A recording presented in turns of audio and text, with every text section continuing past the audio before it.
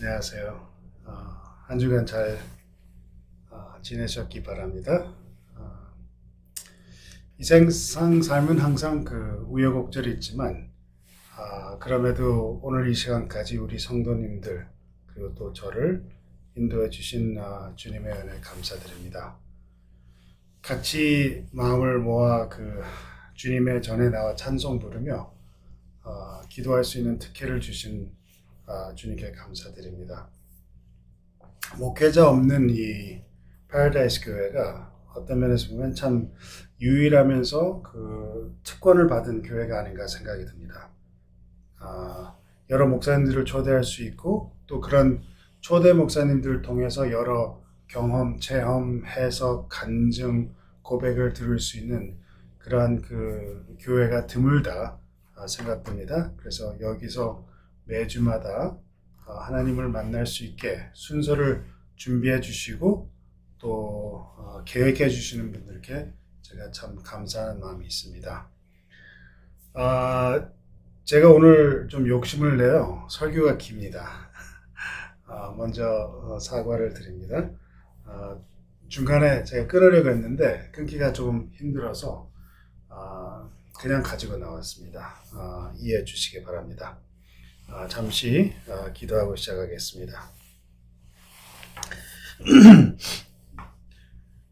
아버지 하나님, 주님의 은혜 감사드립니다. 이 시간 통해서 주님의 사랑을 더욱 깨닫고 그 깨달음을 통해서 주님의 뜻을 우리가 잘 받아들이게 하여 주시며 주님이 계신 곳으로 저희들을 끌어올려 주시기를 기도드립니다. 이 시간도 저희들과 같이 해주시기를 예수 그리스도 이름으로 기도합니다. 아멘.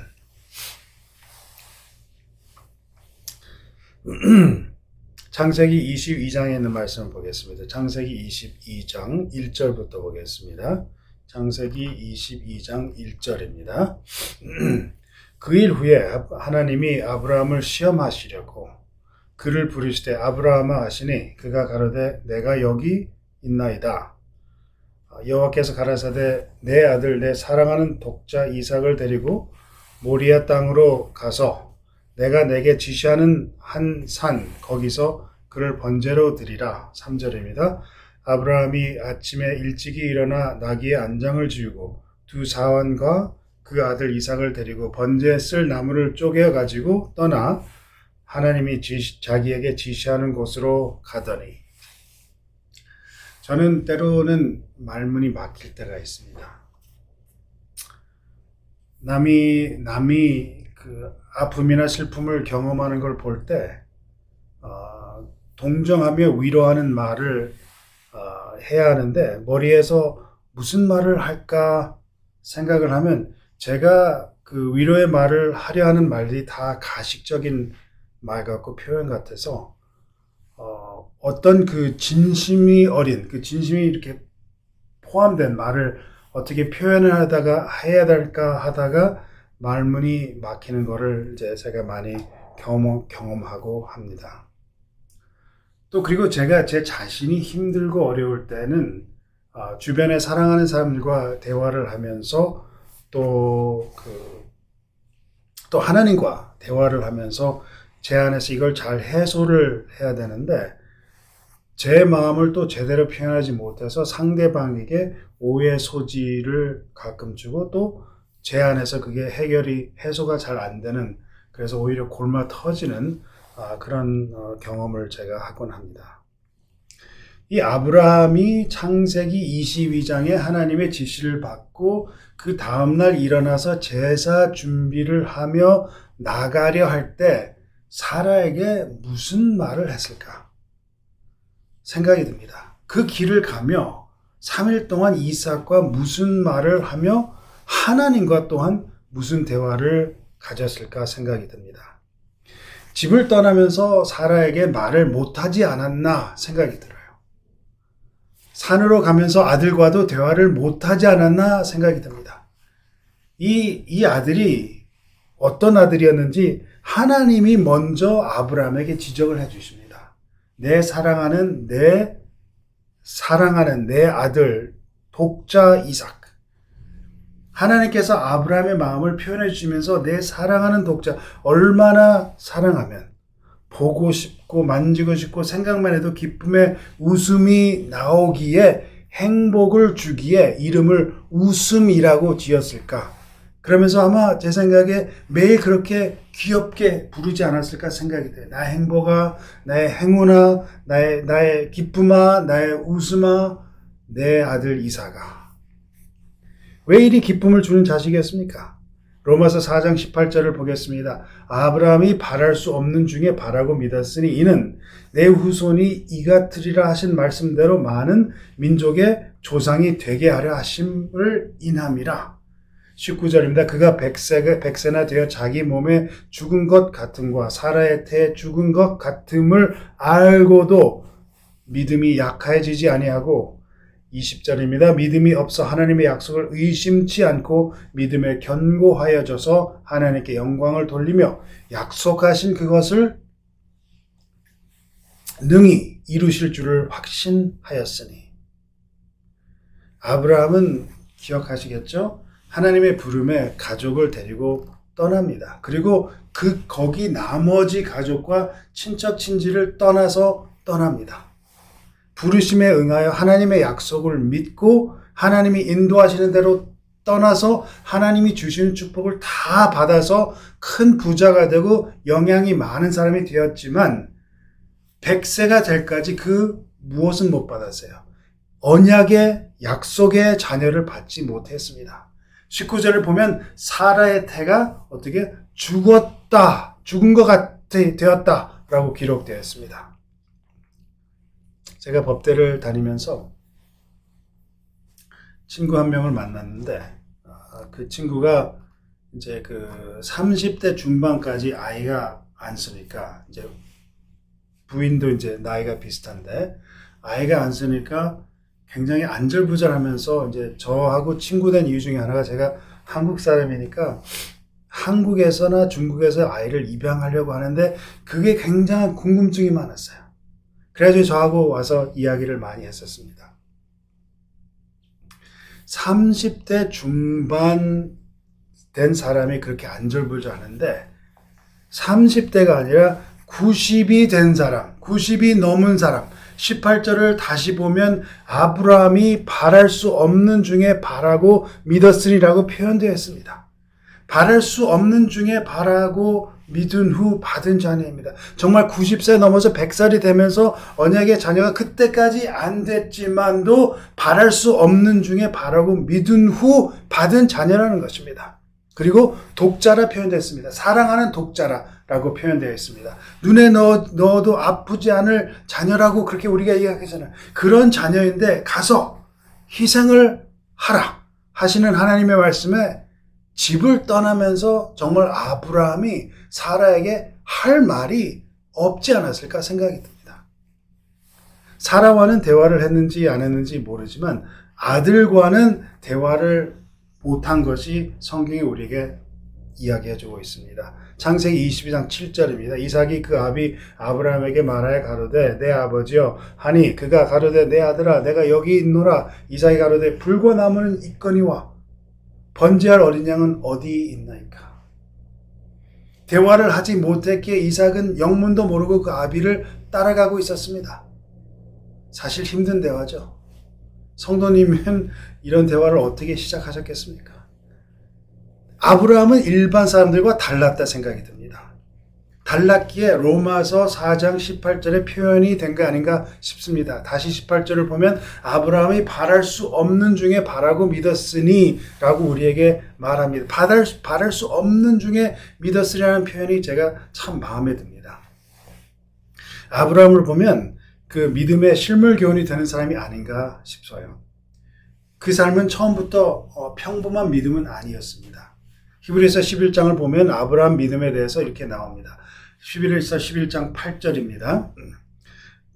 믿음으로 아브라함은 부르심을 받았을 때 순종하여 장래 기업으로 받을 땅에 나갈새 갈 바를 알지 못하고 나갔으며 자기가 연구해서 생각하고 계획해서 이민을 간 것이 아니라 하나님이 가라 하니까 갈 바를 알지 못하고 나갔다라고 표현이 되어 있습니다. 그리고 계속해서 11절입니다. 믿음으로 사라 자신도 나이 늙어 단산하였으나 잉태하는 힘을 얻었으니 이는 약속하신 이를 미쁘신 줄 알미라. 그러므로 죽은 자와 방불한 한 사람으로 말미암아 하늘의 허다한 별과 또 해변의 무수한 모래와 같이 많이 생육하였느니라. 여기서 보면 어떤 표현으로 되어 있어요? 죽은 자와 방불한 사람이라 표현되어 있습니다. 로마서 4장에도 비슷하게 표현되어 있죠. 우리가 방금 전에 봤잖아요. 그가 100세가 되어 자기 몸에 죽은 것 같음과 사라의 태에 죽은 것 같음을 알고도 라고 이렇게 하겠습니다. 죽은 것 같은 자기 몸과 또 죽은 것 같은 사라의 태인데도 믿음이 약해지지 아니하였다 합니다. 그리고 다시 히브리서 11장에 가서 17절을 봅니다. 17절 아브라함은 시험을 받을 때 믿음으로 이삭을 드렸으니 저는 약속을 받은 자로되 그 독생자를 드렸느니라. 저에게 이미 말씀하시기를 내 자손이라 칭할 자는 이삭으로 말미암으리라 하셨으니 저가 하나님이 능히 죽은 자 가운데서 다시 살리실 줄을 생각한지라. 비유컨대 죽은 자 가운데서 도로 받은 것이니라. 약속의 아들, 내 자손이라 칭할 아들, 하나님의 약속의 자녀가 이삭임을 하나님께서 말미암을 믿고 설령 아들을 희생으로 바친다 하여도 죽은 자 가운데서 다시 살리실 줄로 생각한지라. 이 아들을 죽으면 새로 아들을 주시는 게 아니라, 그렇게 생각한 게 아니라 이 아들이 죽으면 다시 이스마엘을 집으로 데리고 와야 되는가, 그런 생각을 한 게 아니라 이 아들을 희생해도 하나님이 이 아들을 부활시켜 주실 거라고 생각했다는 것입니다.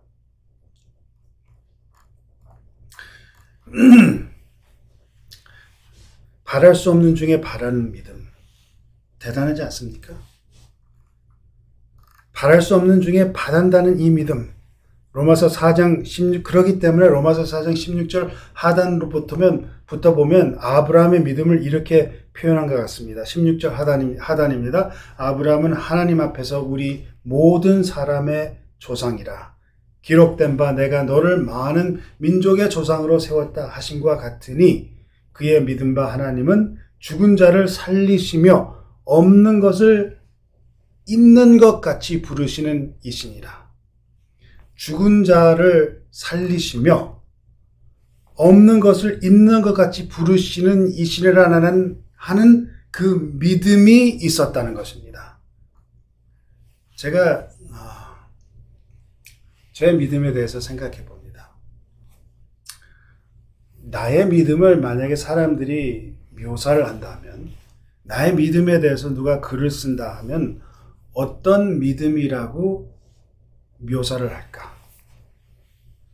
나의 믿음을 묘사할 때 바랄 수 없을 때 바라는 믿음이라 라고 표현을 할까? 제가 생각해 보면 그럴 것 같지 않아요. 저의 믿음은 그런 믿음이 아닌 것처럼 생각이 됩니다. 아브라함과 저의 믿음을 비교해 볼 때는 제 믿음이 정말 모자라는 믿음이 아닌가 싶어요.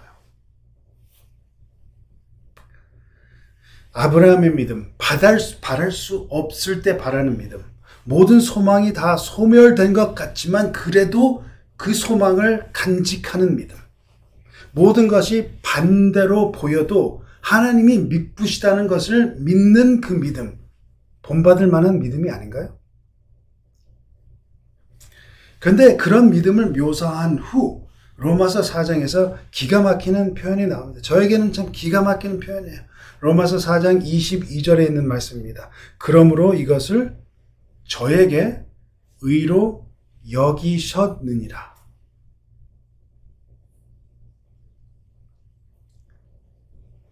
이 글의 뜻이 무엇입니까? 이런 아브라함의 믿음이, 이런 대단한 믿음이 부족한 믿음이라 나옵니다.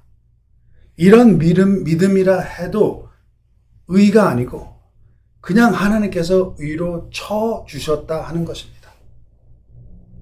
그러므로 이것이 아들 아브라함의 의였다가 아니라 이것을 아브라함의 의로 여기셨다. 아니지만 그렇게 받아주기로 하셨다. 성도님, 이런 믿음의 의가 아니면 우리 믿음의 가능성이 있나요? 왜 의롭지 못했을까? 왜 의롭지 못했을까 생각해보면 사실 이 오늘 아침에 살펴본 아브라함은 그의 믿음을 표현하는 그런 구절들을 읽긴 했지만 우리가 그 삶을 통틀어 보면 그도 연약한 인간이었습니다. 흠이 있는 사람이었습니다. 틈이 있는 사람이었습니다. 빈틈이 있는 사람이었어요. 거짓말도 하고 속이려도 하고 자기 뜻대로 이루려다가 자녀 사이에 분쟁을 일으키고 집안 싸움이 되고 진정한 후속자가 아닌 이스마엘을 낳고 자기 아내를 남에게 주려고 하고 그것도 한 번도 아니라 두 번이라 그랬고 흠이 많이 있었던 사람입니다. 어쩌면 그의 삶을 통틀어서 볼 때 의로울 수가 없는 사람이었습니다. 그런데 문제는 아브라함은 대표적인 존재라고 우리에게 성경에 표현이 됐어요. 로마서 4장 16절을 다시 봅니다. 그러므로 후사가 되는 이것이 은혜에 속하기 위하여 믿음으로 되나니 이는 그 약속을 그 모든 후손에게 굳게 하려 하심이라. 율법에 속한 자에게 뿐 아니라 아브라함의 믿음에 속한 자에게 도니 아브라함은 하나님 앞에서 우리 모든 사람의 조상이라. 하나님 앞에서 우리 모든 사람의 조상이라 하는 사람입니다. 성경에서 지적해서 믿음의 조상으로 지적된 사람이 만약에 의로운 사람이 아니다면 누가 의롭게 될 수 있느냐 하는 겁니다. 그 사람이 의로워서가 아니라 하나님이 의롭게 쳐주셨다라는 것입니다. 이런 구절을 읽으면 잠시 주춤하게 되지 않나요? 그럼 나는 어떻게 되나? 아브라함처럼 아브라함 같은 믿음의 사람도 의롭지 못하였는데 나에게는 기회가 있는가 생각할 수 있습니다. 23절을 보겠습니다. 23절 저에게 의로 여기셨다 기록된 것은 아브라함만 위한 것이 아니요 의로 여기심을 받을 우리도 위함이니 곧 예수 우리 주를 죽은 자 가운데서 살리신 이를 믿는 자니라. 바로 우리에게도 그런 기회가 주어진다라고 기록되어 있는 것입니다. 성도님, 이게 참 감사한 것입니다. 아브라함이 믿음의 조상이 된 것이 참 감사한 것입니다. 그가 연약한 인간임에도 불구하고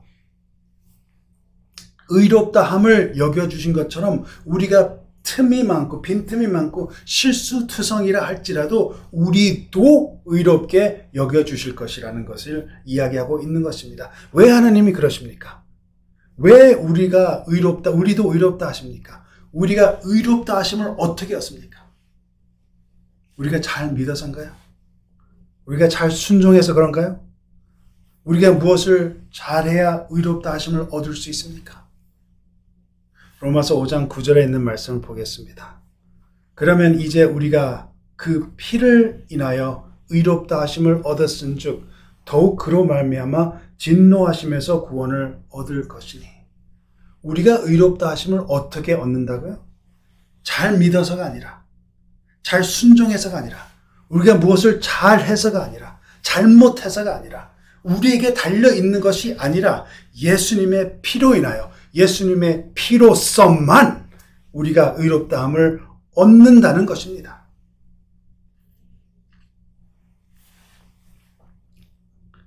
아담과 하와가 잘해서 뉘우쳐서 회개해서 하나님이 날이 서늘할 때 동산에 가신 것이 아닙니다. 노아가 온전해서 구원을 받은 것이 아닙니다. 모세가 완벽해서 택함을 받은 것이 아닙니다. 욥이 정말 의로워서 하나님이 내세우신 것이 아닙니다. 다윗이 죄가 없어서 계속해서 왕으로 남은 것이 아니라 이스라엘 백성들이 흠이 없어서 대속죄의 날에 구원을 받은 것이 아니라 모두가 흠이 있고 모두가 자격이 없었지만 하나님께서 그 모든 백성들을, 그 모든 자들과 또한 우리를 의롭다 하심은 단 한 가지 이유, 십자가를 통해서, 예수님의 죽음을 통해서 그의 피로 인하여 우리가 의롭다 하심을 얻는 것입니다. 참 감사한 일입니다. 정말 만약에 정말 제가 무엇을 해서 의롭다함을 얻는다 하면 그거야말로 정말 바랄 수 없는 바람이 되고 소망이 없는 소망이 되며 전혀 가능성 없는 신앙생활이 되지 않을까 생각이 듭니다. 그런데 성도님들, 하나님께서 언제 우리를 예수의 피로 인하여 의롭다 하십니까? 언제 우리에게 의롭다 하심을 우리에게 주십니까? 로마서 5장 10절입니다. 곧 우리가 원수 되었을 때 그의 아들을 죽으심으로 말미암아 하나님으로 더불어 화목되었은즉 화목된 자로서는 더욱 그의 살으심을 인하여 구원을 얻을 것이니라. 어떻게 하면 구원을 얻을까 하는 것이 인간의 끊임없는 질문입니다. 우리는 계속 찾습니다. 찾고 또 찾습니다. 우리가 무엇을 해야 구원을 얻는가?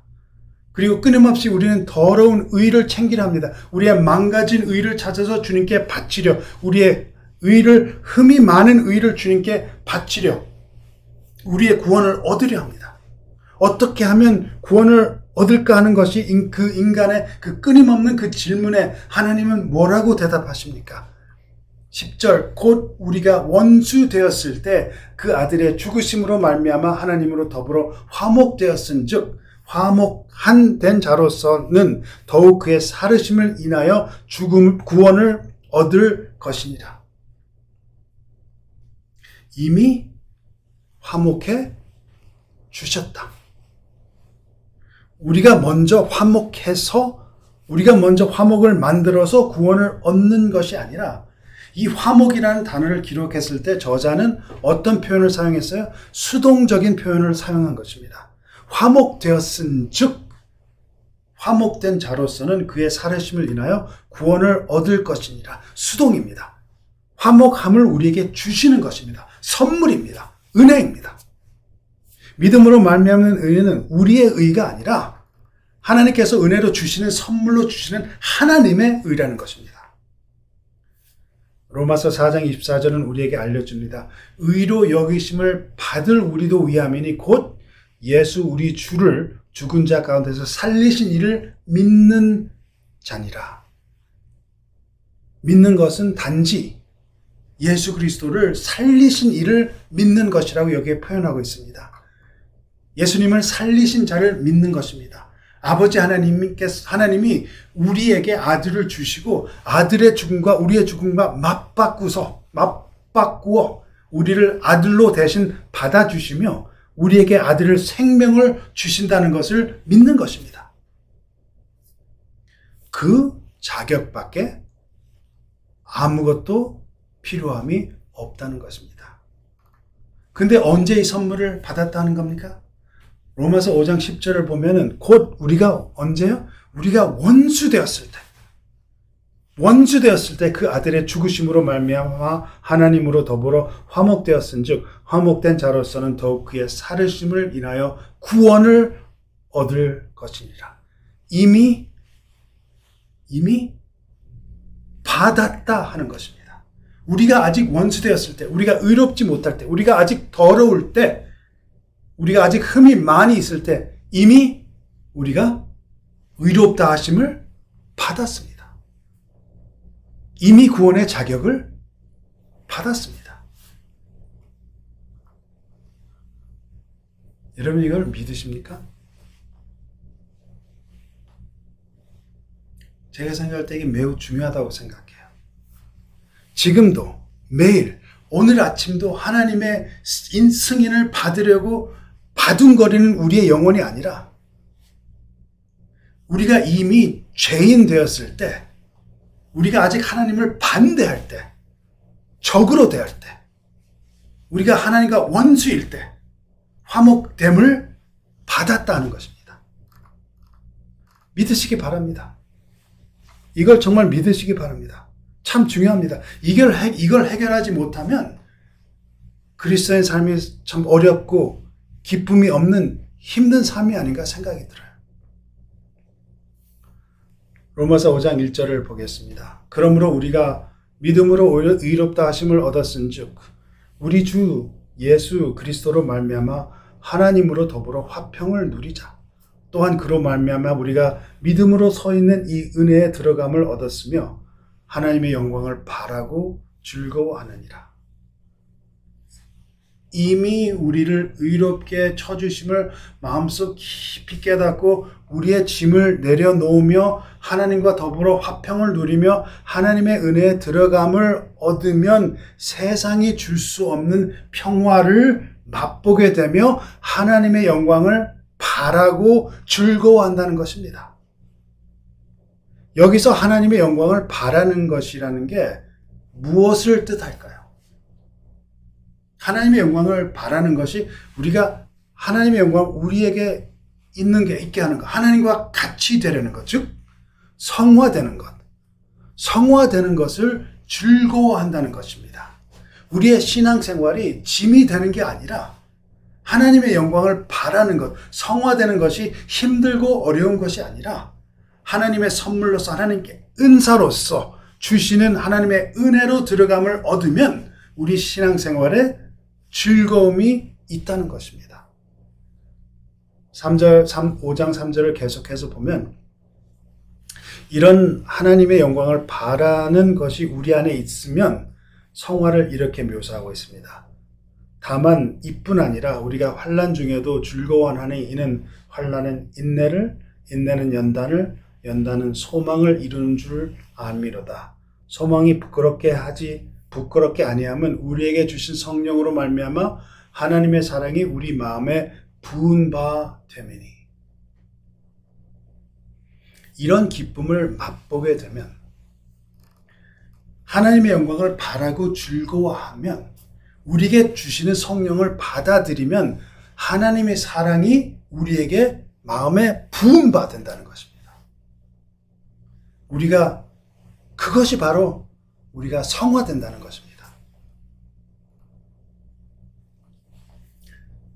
제가 이렇게 말씀을 드려도 그래도 이건 아니지 생각하는 분들이 혹시 계시다면 그래도 아직도 내가 무엇을 바꿔야지, 내가 뭘 해야지, 내가 무엇을 개선해야지, 내가 어떻게라도 더 좋아져야지 하는 분들을 위해서 로마서 5장의 몇 구절들을 사용된 그 단어들을 제가 찾아보면은 15절에 보면은 그러나 이 은사는 그 다음에 더욱 하나님의 은혜와 그리스도의 은혜로 말미암아 선물이 됐고 16절에 이 선물은 또 은사는 17절에 은혜와 의의 선물을 18절에 의롭다 하심을 받아 생명에 이르렀느니라 하고 20절에는 은혜가 더욱 넘쳤나니라고 하고 21절에는 영생을 이르게 하려 함이니라. 이렇게 표현이 됐습니다. 읽어보시기 바랍니다. 직접. 구원은 하나님의 선물이라고 바울은 로마서 5장에 우리에게 간곡하게 이야기하고 있습니다. 우리가 잘해서 잘못돼서가 전혀 절대 아니라 구원은 하나님의 오히려 절대적인 선물이라는 것입니다. 그런 선물을 받았으면 하나님의 영광을 바라는 즐거움에 살아라 하시는 것입니다. 그런 선물을 이미 받았으니까 하나님의 영광을 바라는 즐거움에 살고 더 이상 죄 가운데 살지 말아라 하는 것입니다. 로마서 6장 1절입니다. 그런즉 우리가 무슨 말 하리요? 은혜를 더하게 하려고 죄에 거하겠느냐? 그럴 수 없느니라. 그럴 수 없느니라. 죄에 대하여 죽은 우리가 어찌 그 가운데 더 살리요? 더 이상 죄 가운데 살지 말아라는 것입니다. 옛것은 지나가고 새로운 것이 되었다 하는 것입니다. 로마서 6장 4절부터 보겠습니다. 그러므로 우리가 그의 죽으심과 합하여 침례를 받음으로 그와 함께 장사되었나니 이는 아버지의 영광으로 말미암아 그리스도를 죽은 자 가운데서 살리신 것 같이 우리로 또한 새 생명 가운데서 행하게 하려 함이니라. 만일 우리가 그의 죽으심을 본받아 연합한 자가 되었으면 또한 그의 부활을 본받아 연합한 자가 되리라. 우리가 알거니와 우리 옛사람이 예수와 함께 십자가에 못 박힌 것은 죄 몸이 멸하여 다시는 우리가 죄에게 종노릇하지 아니하려 함이니. 7절입니다. 이는 죽은 자가 죄에서 벗어나 의롭다 하심을 얻었음이니라. 만일 우리가 그리스도와 함께 죽었으면 또한 그와 함께 살 줄을 믿노니. 근데 이게 문제야. 왜냐하면 우리 본성이 있고 우리 본성을 우리가 이기지 못합니다. 이 문제에 대해서 우리가 로마서 7장 계속해서 보겠습니다. 18절입니다. 내 속 곧 내 육신에 선한 것이 거하지 아니하는 줄을 아노니 원함은 내게 있으나 선을 행하는 것은 없노라. 내가 원하는 바 선은 하지 아니하고 도리어 원치 아니하는 바 악은 행하는도다. 24절로 넘어갑니다. 오라 나는 곤고한 사람이로다. 이 사망의 몸에서 누가 나를 건져내랴. 우리 안에 둘 다 있다는 것입니다. 우리가 하나님의 영광을 바라는 즐거움이 있지만 반면에 우리가 원치 아니하는 악을 행하는 것이 있다는 것입니다. 이 표현이 얼마나 저의 삶에 참 잘 맞는지요. 참 적절한지요. 곤고한 사람이로다. 우리 믿음 생활에서 이런 때를 많이 경험하지 않습니까? 누가 나를 건져내라. 이런 울부짖음을 해보신 적이 있지 않습니까? 누가 우리를 건져내 줄 수 있습니까? 지금 어떤 자가 이런 울부짖음을 하고 있는 겁니까? 의롭다 함을 얻은 우리예요. 하나님과 화목되어짐을 받은 우리예요. 하나님의 영광을 바라고 즐거워하는 우리예요. 그런 우리에게 이런 울부짖음이 있다는 것입니다. 우리가 이미 구원을 받았지만 우리가 이미 은사로 주시는 절대적으로 은사를 주시는 구원을 받았지만 의로 쳐주셨지만 그러나 우리 마음속에 지금도 둘 다 있다는 것이에요. 그럼 우리가 하나님의 의로움을 바라는 마음이 있지만 또 우리가 이렇게 행하는 모습을 보고 우리가 어떻게 부르짖어요? 오호라 곤고한 나라 그렇게 이야기하는 것입니다. 로마서 7장 25절부터 보겠습니다. 우리 주 예수 그리스도로 말미암아 하나님께 감사하리로라. 그런즉 내 자신이 마음으로는 하나님의 법, 육신으로는 죄의 법을 섬기노라. 그러나 8장으로 넘어가서 바울이 계속해서 이렇게 기록합니다. 그러므로 이제 그리스도 예수 안에 있는 자에게는 결코 정죄함이 없나니 이는 그리스도 예수 안에 있는 생명의 성령의 법이 죄와 사망의 법에서 너를 해방하였습니다. 이미 의로움을 받은 우리 신앙생활이지만 이미 화목함을 받은 우리지만 아직도 내 안에 둘 다 있다는 것입니다. 마음으로는 하나님의 법, 육신으로는 죄의 법을 섬기는 우리라 성경은 이야기하고 있습니다. 그런데 이런 우왕좌왕하는 우리 믿음 생활에 정말 가능성이 없는 것처럼 보이는 우리 신앙생활에 하나님께서 로마서 8장 1절과 2절을 우리에게 또 다시 선물로 주십니다. 그러므로 이제 그리스도 예수 안에 있는 자에게는 결코 정죄함이 없나니 이는 그리스도 예수 안에 있는 생명의 성령의 법이 죄와 사망의 법에서 너를 해방하였습니다. 여기서 보면 결코 정죄함이 없다 하셨습니다. 결코 절대 한 번이라도 정죄함이 없다 하십니다. 누가 정죄하지 않겠다 하는 말씀입니까? 지금 이게 누가 정죄하지 않겠다는 것이에요. 하나님이 우리를 결코 정죄하지 않으시겠다는 것입니다. 우리가 우리 안에 둘 다 있지만 이런 마음이 둘 다 있지만 우리가 예수님 안에 있으면 우리가 예수님 안에 남아 있으면 우리가 예수님 안에 포기하지 않고 있으면, 우리가 끝까지 예수님을 잡고 있으면 우리를 결코 정죄하지 않으실 뿐 아니라 오히려 그리스도 예수 안에 있는 생명의 성령의 법이 죄와 사망의 법에서 우리를 해방하신다고 우리에게 이야기해주고 있는 것입니다. 우리에게 양쪽이 있는 건 사실이지만 우리가 이미 온전함을 도달한 자들이 아니지만, 우리가 아직도 불완전한 자들이지만, 아직도 영과 육의 싸움이 한참 우리 안에 있지만, 하나님은 우리를 정죄하지 않고 그리스도 예수 안에 있는 생명의 성령의 법으로 우리를 해방하신다라고 이야기하고 있습니다. 제 형이 죽은 뒤 제 마음이 참 많이 불편했었습니다. 참 마음에 걸렸어요. 형이 구원을 받았나? 형이 구원을 받았으면 좋겠는데. 근데 모르겠어요. 제 마음에 확신이 없었습니다. 구원을 받으면 하는 마음이 간절했지만, 근데 제가 그 나이, 그때 제가 이해하는 복음으로는 형이 구원을 받을 것 같지 않았어요. 근데 왜 그런 사람을 죽음을 허락했을까? 하나님께 참 원망스러웠습니다. 요즘 와서 죽음을 가까이 하시는, 죽음을 맞이하시는 저희 어머니 아버지를 보면서 구원을 받으시면 하는 마음이 참 정말 간절합니다. 다른 어떤 것보다 이미 살아가신 삶을 사셨어요. 고생할 건 다 고생하셨고 이제는 고생을 덜 하십니다. 그러나 구원을 받으시면 좋겠다 하는 마음이 참 간절해요.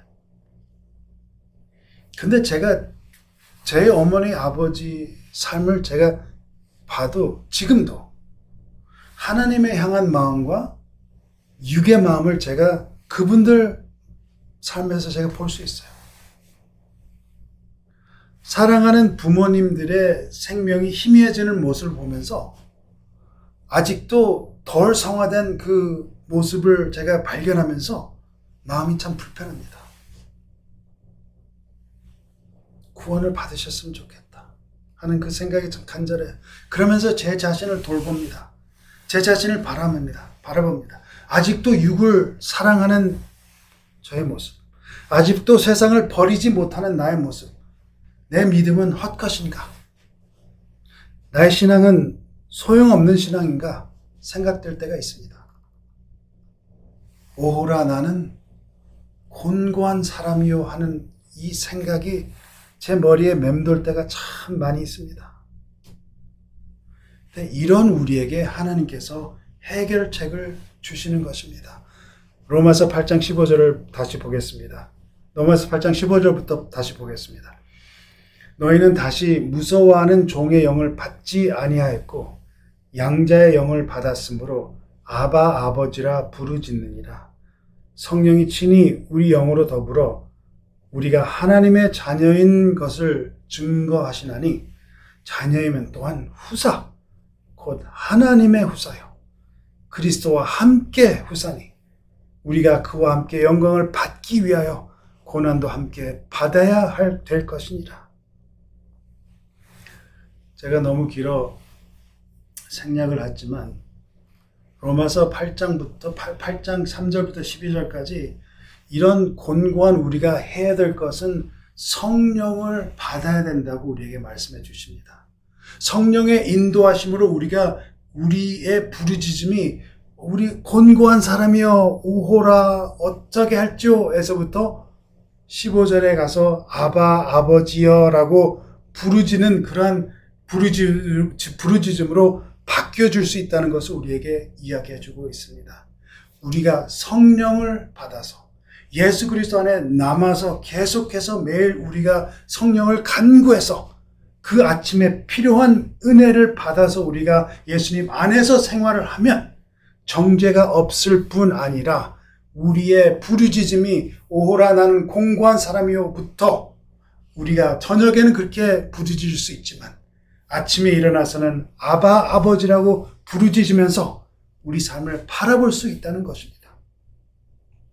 우리가 지금도 우리가 곤고한 사람이라 생각해도 우리 안에 영과 육의 싸움이 있어 때로는 우리가 실수를 하더라도 주님의 성령을 우리 안에서 끊임없이 영접하면 우리의 실수를 막론하고 우리를 분명히 받아주실 거며 우리를 결코 정죄하지 않으실 거며 우리는 주님의 자녀로 살아갈 수 있다는 것입니다. 하루는 아들이 3살 정도 되었는데 제가 깜빡해서 이제 낮잠을 자고 있었습니다. 제가 이제 그 가든그로브에서 목회를 하면서 해프타임을 하면서 제가 주말에만 가서 교회 봉사하고 좀 멀었어요. 그 집사람이 공부하는 데서. 그래서 가까운 로마니아에 살면서 제가 이제 주중에는 이제 전화로 이제 통역관으로 일을 했는데 때로는 이제 밤에 전화가 와요. 그리고 전화가 길어질 수 있습니다. 제가 이제 밤에 전화를 받고 제가 보통 낮잠을 안 자는데 아마 그때 그런 것 같아요. 그래서 깜빡해서 제가 낮잠을 자고 있었는데 집사람은 이제 학교 가서 없고 아들이 이 녀석이 아빠가 같이 안 놀아주니까 혼자 가서 이제 뭘 하다가 갑자기 저에게 와서 저를 깨우는 거예요. 저를 깨우는데 눈을 떠서 보니까 아들 얼굴에서 피가 흐르고 있었습니다. 깜짝 놀라서 제가 놀란 목소리로 아들아 어떻게 된 거야 하니까 아들이 이제 지 아빠가 이제 큰 소리로 언성을 높이니까 놀라가지고 자기가 뭐를 잘못했나 그래서 야단하나 하는 그런 착각을 하면서 갑자기 울기 시작했어요. 그래서 그 아이가 그런 실수를 해서 제가 그 아이와 관계를 끊었습니다. 아니죠? 그렇게 하지 않았죠? 그 피를 닦아주고 아픈 곳에 약을 바르고 피를 지혈시켜주고 그 다음에 아픈 곳을 덮어주었습니다. 바울은 같은 로마서 8장에 이런 선언을 합니다. 35절부터입니다. 누가 우리를 그리스도의 사랑에서 끊으리요? 환난이나 곤고나 핍박이나 기근이나 적신이나 위험이나 칼이랴. 기록된 바 우리가 종일 주를 위하여 죽음을 당케 되며 도살한 양같이 여김을 받았나이다 함과 같으니라. 그러나 이 모든 일에 우리를 사랑하시는 이로 말미암아 우리가 넉넉히 이기느니라. 내가 확신하노니 사망이나 생명이나 천사들이나 권세자들이나 현재일이나 장래일이나 능력이나 높음이나 깊음이나 다른 아무 피조물이라도 우리를 우리 주 예수 그리스도 안에 있는 하나님의 사랑에서 끊을 수 없으리라.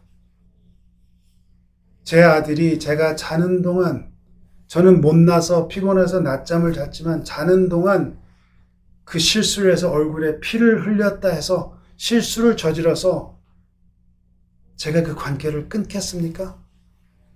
누가 우리를 우리 주 예수 그리스도에 있는 하나님의 사랑에서 끊을 수 있으리랴?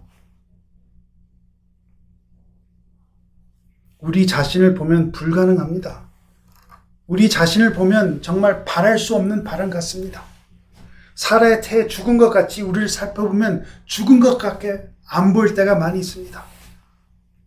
그러나 주님의 은혜를 믿으시기 바랍니다. 선물로 주시는 하나님의 은혜를 의로우심을 믿으시기 바랍니다. 주는 미쁘시고 의로우신 분을 믿으시기 바랍니다. 바랄 수 없는 바람이 아니라 이미 그런 불가능한 게 아니라 이미 우리에게 은사로 선물로 주신 예수님의 죽음을 우리 삶으로 받아들이시기를 바랍니다. 받아들인 후 그래도 우리 안에 영과 육의 싸움이 있는 것을 인식하시고 하나님의 영을 매일 택하시며 살아가시기를 바랍니다. 하나님의 영을 매일 택하시며 하나님의 자녀로 일컬음을 직접 귀로 들어 확인하시고 결코 정죄하시지 않는다는 것을 믿으시고 저녁에 침대에 들어갈 때는 우리가 죄인으로 들어가지만 하나님의 용서를 받고 아침에 일어나서 주님의 영을 택해서 계속해서 살아가면 하나님의 정죄가 아니라 하나님의 사랑이 우리와 끝까지 같이 하시겠다는 것을 믿으시고 그러한 삶을 살아가시면서 매일매일 하나님 쪽을 택하시면서 하나님의 영을 택하시면서 성령으로 거듭나시면서 하나님의 영광을 바라보면서 즐거움에 살아가시는 그리스도인 되시기를 간절히 바랍니다.